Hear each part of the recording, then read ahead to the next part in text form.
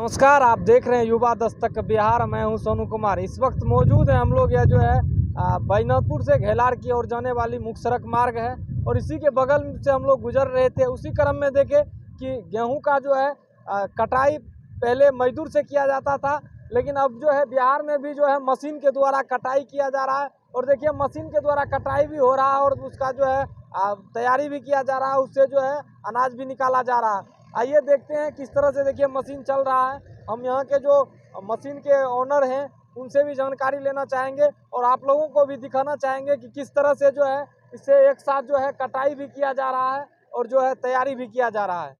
देखिए इस वक्त मौजूद हम लोग बैजनाथपुर से घेलार की ओर जाने वाली मुख्य सड़क मार्ग के बगल में। यहाँ पर एक किसान है जो कि मशीन के द्वारा जो है अपने गेहूं का जो है फसल का कटाई कर रहा है और साथ में देखिए किस तरह से उसका जो है तैयारी भी साथ ही हो रहा है। दिखाना चाहेंगे, दिखाइए मशीन को। और यहाँ हम लोग मौजूद हैं, तो आइए इस किसान से जानते हैं कि कहाँ से यह जो है मशीन मंगवाए हैं और क्यों इस मशीन का जरूरत पड़ गया। जबकि कह रहे हैं कि बिहार में एक तरफ बेरोजगारी है, तो फिर ऐसा मशीन को लाने का क्या जरूरत पड़ा। सर देख रहे हैं इस वक्त आप खेत पर मौजूद हैं। जी सर, सबसे पहले आपको बहुत बहुत धन्यवाद और आपके टीम को बहुत बहुत धन्यवाद। जी जैसा कि आपने बातचीत की कि ये मशीन कहाँ से लाया आपने, जी तो आपको बता दूं कि ये मशीन मैं पंजाब से मंगवाया हूँ जी और वहाँ के किसान हाँ, खेती के मामले में जी अग्रणी है, तो सारा दुनिया जानती है। जी और दूसरी बात है कि आपने बोला कि बेरोजगारी है और महंगाई है, जी तो मेरे हिसाब से हाँ, आज के समय में कोई बेरोजगारी कोई महंगाई नहीं है। वैसे मैं आपको बता दूं हाँ, कि मैं दुनिया के ढेर सारे देशों में गया हूँ जी। अपने वैसे देश से। जी जी जी, जी बोलिए सर। वैसे तो आप मतलब इंजीनियर, चीफ इंजीनियर भी हैं और समुद्र में भी रहते हैं, तो आप तो अलग अलग देश भी घूमते हैं।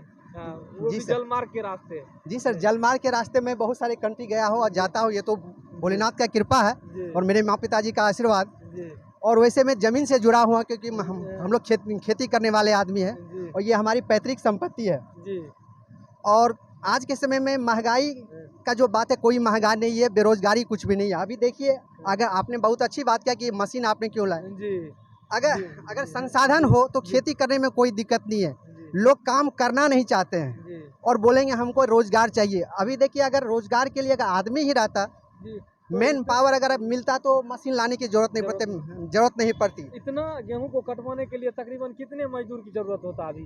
कम से कम कम 10? नहीं, कम से कम हमको कुल मिलाकर के 100-125 मजदूर इसको लगता है और 2-3 दिन हमको लगता है काटने में। उसके बाद इसको थ्रेसर वाले को खुशामद कीजिए, मजदूर को खुशामद कीजिए, बहुत सारी प्रॉब्लम आती थी, लेकिन मशीन लाने से कोई प्रॉब्लम नहीं है। देखिए कितना बढ़िया से कट रहा है, वन मैन शो है। जी, और एक आदमी चला ये इसको बोरा में जो है गेहूं डाले। मतलब अपना भर के ले जी जाएगा बोरा बिल्कुल में। बिल्कुल, वन टाइम। कहीं ना कहीं आप इस क्षेत्र के मतलब बड़े किसान भी हैं, तो काफी परेशानी आपको झेलना पड़ता है और आपके पास समय भी कम रहता है, बिल्कुल क्योंकि आप बिल्कुल। और भी मतलब काम करते हैं, तो इंजीनियर रहे तो आपको उधर भी देखना पड़ता है। इसी सब कमी को देखते हुए जो आपको मशीन मंगाना पड़ा कहीं ना कहीं। बिल्कुल, देखिए आज के आधुनिक युग में जी मशीन अगर ना रहे तो कोई भी काम संभव नहीं है। जी मशीन रहने से काफ़ी काम कम करने में समय हो जाता कम है। समय में ज़्यादा आउटपुट मिलता है। जी इसके लिए मशीन बहुत ही आवश्यक है। जी तकरीबन सर इस मशीन में आप कितना खर्च लगा दिए हैं इसको मतलब लाने देखिए, मशीन तो वैसे तकरीबन 22 से 25 लाख के अंदर में आती है, लेकिन पैसा कोई मायने नहीं रखता है। अगर मशीन समय सबसे बड़ी मायने रखती है। अभी देखिए, खेत हमारा तुरंत तैयार हो गया, तुरंत हम इसमें दूसरा चीज़ करेंगे। मेन पावर का हमको इसमें कोई ज़रूरत नहीं पड़ता। दूसरा मेन पावर को दूसरी जगह यूटिलाइज कीजिए, जी आउटपुट इससे काफ़ी ज़्यादा और इफेक्टिव जिस रहता है। तरह से देखना चाहेंगे कि देखिए किस तरह से गेहूं का जो है फसल जो है गिरा हुआ है, फिर भी देखिए किस तरह से जो है फसल की बर्बादी नहीं होता है और लग रहा है जैसे मेन मतलब कि आदमी के द्वारा ही काटा गया है। यदि यहाँ पर आप यदि इसका गाड़ी का निशान नहीं रहे तो आप नहीं कह सकते हैं कि मतलब लोग इनका कटाई नहीं किए हैं। जी बिल्कुल बिल्कुल। इसमें देखिए टाइम का भी सेविंग होता है और जी आपका जो क्षति होता है कि जी अगर हम लोग खेती करते हैं और देखते हैं जब मजदूर काटते हैं तो ढेर सारे फसल हाँ, मोर देन 50% खेत में ही रह जाता है। अभी देखिए जी थोड़ा कुछ जी भी नहीं के बराबर है, जी 100% रिटर्निंग मिलता है इसमें। जी जी तो मतलब कब इस तरह का आपको आइडिया आया कि ऐसा करना चाहिए?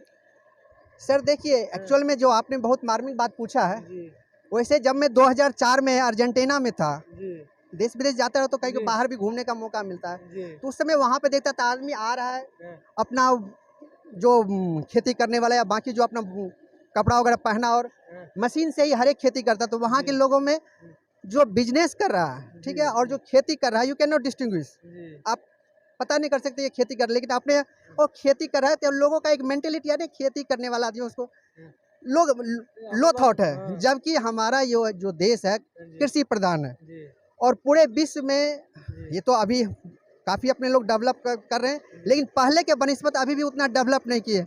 हमारे यहाँ कृषि पे ही कृषि प्रधान देश था, और कृषि से ही हर एक चीज़ होती थी। अगर हर एक चीज़ नहीं होती, हम इतना अग्रणी नहीं होते, तो विदेशी जो है बाहर के जो आक्रमणकारी है आकर के लूटते नहीं। किसी के पास कब आता है कोई लूटने के लिए? तो हमारे पास काफ़ी धन संपदा थी, और खेती पर ही हम लोग निर्भर थे। वो तो बाहर ही जो सब आए, वो लोगों ने इस तरह के सिचुएशन बना दिया कि किसान की स्थिति दयनीय से दयनीय होता चला गया। लेकिन अभी धीरे धीरे देखिए अपलिफ्टमेंट की ओर जा रहे हैं हम लोग जी। कहीं ना कहीं मतलब आप बाहर के किसानों को देख करके प्रेरित हुए, और जिस तरह से मतलब मैन पावर की कमी नजर आता था, काफी समय लगता था कोई भी खेत से फसल को घर तक ले जाने में, इन्हीं सब चीजों को देख करके आपने इतना पैसा इन्वेस्ट कर दिया। बिल्कुल बिल्कुल तो सर एग्जैक्टली। जानना चाहेंगे, इतना पैसा लगाने के बावजूद भी आप इसको भाड़े पर भी और भी किसान को देते हैं, या कि खुद की मतलब अपने काम में लगाते हैं? नहीं सर, एक्चुअल में हमारे पास उतना आदमी नहीं है, हाँ, और भाड़े पर भी नहीं के बराबर देते। वो कोई जैसे कोई काफ़ी क्लोज आदमी है जी, तो देते हैं, अदरवाइज सिर्फ हम अपना ही काम करते हैं, जी। और अपना काम करके साफ सफाई कर करके रख देते हैं, बस दैट्स ऑल।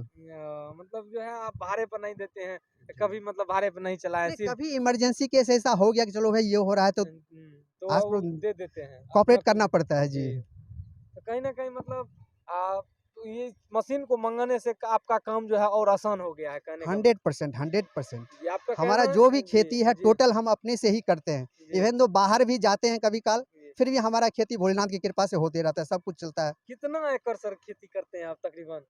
हमारे पास अभी वर्तमान में तकरीबन 30-32 बीघा की जमीन है, और अकेले सर करते हैं उनको? टोटल अपना ही करते हैं। कुछ में जी, है मछली पालन होता है, जी। जो लीज सब पर दिए हैं, मखान वगैरह करता है, लेकिन मोस्टली सब अपना आप ही अपने करते से ही करते हैं? हैं जी। सर इतना काम को आप कैसे मतलब एक साथ कर लेते हैं कि आप ये खेती भी तो कर ऊपर लेते वाले हैं, का कृपा है सर, खेती ये भी तो कर हम लेते हैं, और जो है समुद्र में भी जहाज पे भी रहते हैं, और उनके बाद और सारा कारोबार, उतना चीज को नहीं लाना चाहेंगे, लेकिन जो है सब आप भी अनुभव कर रहे हैं इस चीज़ को, लेकिन हम भी यही अनुभव किए कैसे हो जाता है, ये तो ऊपर वाले का कृपा है, जी, प्रभु श्री कृष्ण का कृपा, हम तो इतना ही जानते हैं, और जी, इससे ज़्यादा हम आपको क्या बताएंगे। जी। आप अपना एक बार पूरा परिचय दे दीजिए सर। सर मेरा नाम नरेंद्र चंद नवीन हुआ, और जी, मेरे पिताजी फौज में थे, जी, और हम भी नेवी में थे, और अभी भी मर्चेंट नेवी में है, अभी कुछ समय के लिए जाते हैं, जी।